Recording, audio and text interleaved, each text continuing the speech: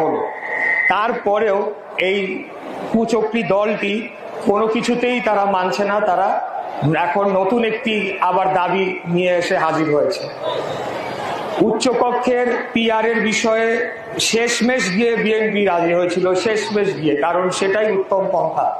কিন্তু আমরা দেখলাম এই হঠকারী এই মুনাফেকের দল যখনই বিএনপি বললো ঠিক আছে আমরা উচ্চকক্ষে পিআর মেনে নিলাম, তারা এখন নিম্ন কক্ষেও পিআর দিয়ে আরেকটা বাধা সৃষ্টি করে দিল।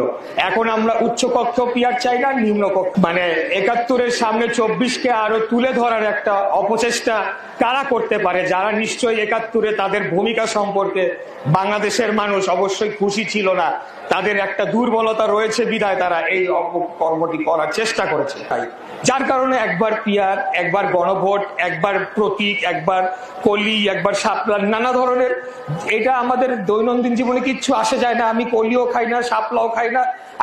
আমার বাবা মরহুম সাদেক হোসেন খোকার মৃত্যুবার্ষিকী উপলক্ষে এই দোয়া মাহফিল অনুষ্ঠানে সকলে যারা উপস্থিত হয়েছেন, আমার বাবার জন্য যারা হাত তুলে দোয়া করেছেন, যাতে মহান আল্লাহ তাআলা ওনাকে ক্ষমা করে ওনাকে বেহেশত নসিব করুন, আমি তাদের প্রতি আমার এবং আমার পরিবারের পক্ষ থেকে অশেষ কৃতজ্ঞতা জানাচ্ছি। প্রিয় এলাকাবাসী, মুরব্বিয়ান, আমার মা বোনেরা, ভাইয়েরা সকলেই উপস্থিত রয়েছেন। আপনারা নিশ্চয়ই জানেন যে বাংলাদেশ এখন একটি সংকটময় পরিস্থিতির মধ্য দিয়েই অতিক্রম করছে।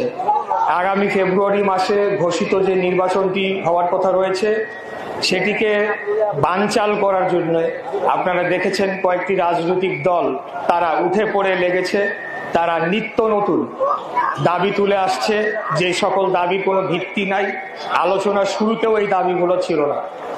এখন বিষয়টি হচ্ছে বাংলাদেশ জাতীয়তাবাদী দল বিএনপি কতটুকু আন্তরিক হলে ৯ মাস যাবৎ তাদের সাথে আলাপ আলোচনা, ঐক্যমত্য গঠন করে বিভিন্ন ধরনের শর্ত, যেগুলো আমাদের প্রাথমিক তালিকায় ছিল না, সেগুলোকেও মেনে নেওয়া হলো।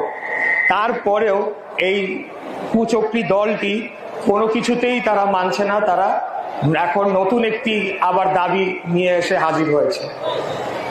উচ্চকক্ষের পিআর এর বিষয়ে শেষমেশ গিয়ে বিএনপি রাজি হয়েছিল, শেষমেশ গিয়ে, কারণ সেটাই উত্তম পন্থা। কিন্তু আমরা দেখলাম এই হঠকারী এই মুনাফেকের দল যখনই বিএনপি বললো ঠিক আছে আমরা উচ্চকক্ষে পিআর মেনে নিলাম, তারা এখন নিম্ন কক্ষেও পিআর দিয়ে আরেকটা বাধা সৃষ্টি করে দিল। এখন আমরা উচ্চকক্ষ পিআর চাই না, নিম্ন কক্ষ পিআর চাই না, এরকম একটা মুখোমুখি অবস্থান করে দিল। গত বছর ছাত্র জনতার রক্তাক্ত গণ অভ্যুত্থানে সকলেই আমরা অংশগ্রহণ করেছি। এই যে এটার দাবিদার কোন একক ব্যক্তি বা একক রাজনৈতিক সংগঠন হতে পারে না, এটার দাবিদার কেবল যারা শহীদ হয়েছেন তারাই এই দাবিটা করতে পারেন। আজান দিচ্ছেন? আচ্ছা, তারাই এটা করতে পারে। কিন্তু আমরা দেখেছি যে ২৪-এর পরে ৭১-কে খাটো করে ২৪-কে আরো মানে ৭১-এর সামনে ২৪-কে আরো তুলে ধরার একটা অপচেষ্টা কারা করতে পারে, যারা নিশ্চয়ই ৭১-এ তাদের ভূমিকা সম্পর্কে বাংলাদেশের মানুষ অবশ্যই খুশি ছিল না, তাদের একটা দুর্বলতা রয়েছে বিধায় তারা এই কর্মটি করার চেষ্টা করেছে। আজকে ৭২-এর সংবিধান ছুঁড়ে ফেলে দিতে চায়। আপনারা কি জানেন এই ৭২-এর সংবিধান ছুঁড়ে ফেলে দেওয়ার মধ্য দিয়েই কিন্তু শহীদ রাষ্ট্রপতি জিয়াউর রহমানের যে অর্জন, তার জাতীয়তাবাদ যে তিনি পরবর্তীতে প্রতিষ্ঠা করেছিলেন, সেটিকেও ছুঁড়ে ফেলে দেওয়ার একটা অপচেষ্টা এটার মধ্যে রয়েছে। আরে ৭২-এর সংবিধান তো 15 বার সংশোধন হয়েছে, এটা কি এখনো ৭২-এর সংবিধান রয়েছে? আমরা বলবো এই যারা রাজনৈতিক দল এখন আগে গণভোট চাচ্ছে, তারা নিশ্চিতভাবে বাংলাদেশকে একটা নির্বাচিত সংসদের থেকে আরো 5 বছর দূরে ঠেলে দেওয়ার জন্য তারা এই কাজটি করছে। তারা দেখবেন প্রায় তারা উদাহরণ দেয় অতীতের গণভোটের কথা। তখন গণভোট হয়েছিল প্রেসিডেন্ট থাকবে হা কি না। আমার তো এখন বিশ্বাস হয় যে এই গণভোটের মধ্যে তারা এমন কিছু লিখে দিবে যে হা বা না, যে এই বর্তমান সরকার 5 বছর থাকবে হা, এটাকেই তারা জয়যুক্ত করিয়ে প্রথম দিকে তারা যে চেষ্টাটি করেছিল 5 বছর দেখেছেন আপনারা, ঈদের জামাত করে যখন আমাদের মাননীয় প্রধান উপদেষ্টা বের হয়ে যাচ্ছেন তখন 5 বছর করে এই গুপ্ত রাজনৈতিক দলের নেতারা তখন উস্কানি দিচ্ছিল। তাদেরই প্রকল্পের অংশ এটা, কারণ তারা জানে তারা ভোটের মাঠে ভোটের লড়াইয়ে তারা আসলে কোনো ভাবে টেকার কোনো সম্ভাবনা নেই, যার কারণে এখন তারা যে রাষ্ট্র ক্ষমতা ভোগ করছে তারা তাদের প্রভাব খাটিয়ে বিভিন্ন ভিসি ডিসি শিক্ষা প্রতিষ্ঠান বা নানা ধরনের ব্যাংক দখল, নানা ধরনের দখলবাজি তারা করছে। এটিকে অব্যাহত রাখার জন্য, নিজেদেরকে শক্তিশালী করার জন্য, পাশাপাশি যত দিন যাবে বিএনপির উপর চাঁদাবাজ এইটা ওইটা বিভিন্ন ধরনের অপবাদ দিয়ে আমাদের জনপ্রিয়তা কমানোর চেষ্টা করছে। তাই আমি আজকে বিনীতভাবে আমাদের সামনে উপস্থিত মুরব্বিয়ানরা রয়েছেন, আপনারা শহীদ রাষ্ট্রপতি জিয়াউর রহমানের আদর্শের রাজনীতি দেখেছেন, আপসীর নেত্রী দেশনেত্রী বেগম খালেদা জিয়াকে দেখেছেন, যিনি আজাদ দিচ্ছেন, দেশনেত্রী বেগম খালেদা জিয়া উনি শত প্রতিকূলতার মধ্যেও উনি দেশ ছেড়ে যান নাই। ওনার এত জটিল একটি রোগ হয়েছিল, উনি আমাদের নেতা কয়েকদিন আগে তিনি অশ্রুসিক্ত হয়ে গিয়েছিলেন ঢাকা বিভাগের প্রার্থীদের সাথে কথা বলতে গিয়ে, যে 6 বার মৃত্যুর মুখ থেকে ফিরে এসেছিলেন দেশনেত্রী বেগম খালেদা জিয়া। এটা হলো তার গণতন্ত্র এবং বাংলাদেশের সার্বভৌমত্ব এবং ওনার নেতা কর্মীদের প্রতি যে অগাধ ভালোবাসা, সেটির একটা বহিঃপ্রকাশ আমরা দেখতে পেয়েছি। 2016 সালে প্রথম আমি গুলশান অফিসে যাই, নেত্রীর একটা অ্যাপয়েন্টমেন্ট ছিল, উনি ডেকেছিলেন। যাওয়ার পরে উনি প্রথমেই জিজ্ঞেস করলেন যে খোকার কি অবস্থা, খোকার শরীর কিরকম। তা আমি একটা বিষয় জানতাম যে ওনার বড় ভাই তিনিও ক্যান্সার আক্রান্ত ছিলেন, যার কারণে এই রোগটার সম্পর্কে দেশনেত্রী বেগম খালেদা জিয়ার ভালো একটা ধারণা ছিল। তা আমি ওনাকে যখন বললাম, উনি একটা কথাই বললাম, খবরদার খোকাকে বাংলাদেশে আসতে মানা করবে, এরা ওকে মেরে ফেলবে। ওনার ভাষায় উনি ঠিক যেভাবে বলেন এইভাবে কথাটি বলেছিলেন। তারপরেও আপনাদের নেতা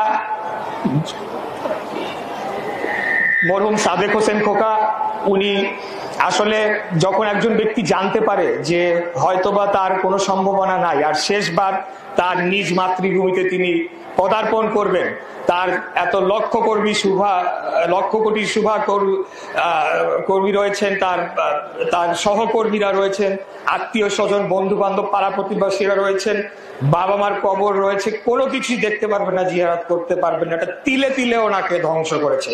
আজকে সেই খুনি হাসিনা বাংলাদেশের মাটি থেকে বিতাড়িত হয়েছে, তার বাংলাদেশে মৃত্যু হবে কিনা এটা মহান আল্লাহ তাআলা ছাড়া কেউ বলতে পারে না। আজকে তার বাংলাদেশের মাটিতে দাফন হবে কিনা মহান আল্লাহ তাআলা ছাড়া কেউ বলতে পারে না। এটাই হইলো আল্লাহর বিচার। আমরা সকল সময় অতীতেও এই কথাটি বারে বারে বলেছি, কোনোদিনও ক্ষমতার জন্য আমরা লড়াই বা আমরা আমাদের রাজনীতি করি না। আমরা বর্তমানে বাংলাদেশ জাতীয়তাবাদী দল যেই রাজনৈতিক এবং সামাজিক অবস্থান নিয়ে রয়েছে, আমি বিশ্বাস করি আমাদের 17 বছরের সংগ্রামকে জনগণ এমনি মূল্যায়ন করে, তারা এমনি আমাদেরকে ভালোবেসে বুকে টেনে নেয়। আর যদি আমাদেরকে রাষ্ট্র পরিচালনার দায়িত্ব আপনারা দেন, আমি বলবো না রাষ্ট্র ক্ষমতায় পাঠান, রাষ্ট্র সাময়িকভাবে কিছুদিনের জন্য পরিচালনার দায়িত্ব আপনারা দেন, তাহলে আমাদের নেতা দেশনায়ক তারেক রহমান যে 31 দফার মাধ্যমে বাস্তবসম্মতভাবে বাংলাদেশকে নতুন বাংলাদেশে পরিণত করার স্বপ্ন দেখিয়েছেন, সেটি করতে পারবে। অনেকেই গাল গল্প বলে, অনেক নতুন দল হয়েছে, পুরান দল, দেখবেন তাদের আসলে কোনো ভিশন মিশন, তাদের কোনো পরিকল্পনা কিচ্ছু নাই, যার কারণে একবার পিয়ার, একবার গণভোট, একবার প্রতীক, একবার কলি, একবার শাপলা, নানা ধরনের। এটা আমাদের দৈনন্দিন জীবনে কিচ্ছু আসে যায় না। আমি কলিও খাই না, শাপলাও খাই না, আমি গণভোটও খাই না। আমাদের বাংলাদেশের জনগণ এখনো বেশিরভাগ জনগণ দারিদ্রের শিখার সীমার নিচে রয়েছে, তাদের পেটে ভাত দেওয়ার ব্যাপারে এই সরকারের কোনো ভ্রুক্ষেপ নেই। তাই আমি বলবো, আস্থার প্রতীক ধানের শীষ, আমাদের নেত্রী দেশনেত্রী বেগম খালেদা জিয়া নিজে এখানে প্রার্থী হয়েছেন, আমি গর্বিত বোধ করছি। সে যেই প্যানেলে আমাদের নেত্রী বেগম খালেদা জিয়া প্রার্থী, সেখানে ওনার পরবর্তী প্রজন্ম আমাদের নেতা দেশনায়ক তারেক রহমানও প্রার্থী। সেখানে আলহামদুলিল্লাহ আপনাদের দোয়ায় দলও আমাকে ঢাকা 6 আসন থেকে মনোনয়ন দিয়েছে। আমি খালি আপনাদেরকে এইটুকু বলতে চাই যে আমি আপনাদের প্রতিনিধি হয়ে সংসদে যে কথা বলতে চাই ন্যায়ের পক্ষে, বাংলাদেশের জনগণের পক্ষে, এটাই আমার একমাত্র উদ্দেশ্য। তো আপনারা আশা রাখি সুবিবেচনা নিয়ে আগামী নির্বাচনে আপনাদের ভোটটি সম্পাদন করবেন এবং অবশ্যই ভোট কেন্দ্রে আপনারা যাবেন। এই বলে আজকে আমি আবারও সকলকে ধন্যবাদ জানিয়ে আমার বক্তব্য শেষ করছি। খোদাহাফেজ।